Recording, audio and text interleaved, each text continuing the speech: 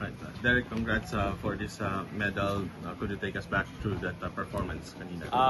Performance po kanina is I could say na nag-improve po kahit papano kasi nababa ko po yung time ko yesterday ng 2:48 tapos ngayon 2:43. So malaking achievement din po siya para sa akin and I would say na hard-earned medal po talaga yung nakuha ko.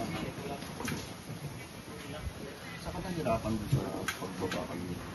Ang pinaka nahirapan na po talaga ako yung sa bottom section, yung pedaling na po. Kasi after maubos po yung energy sa taas kasi super technical po yung track and marami pong braking pag ano.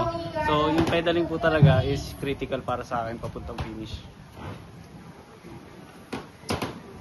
Ano naman masabi mo na consistent ka, medalist 2019, 2021, 2021? Sobrang happy ako sa performance ko every SEA Games. Sobrang happy ako dahil nakakadagdag ako sa medal tally sa Philippines.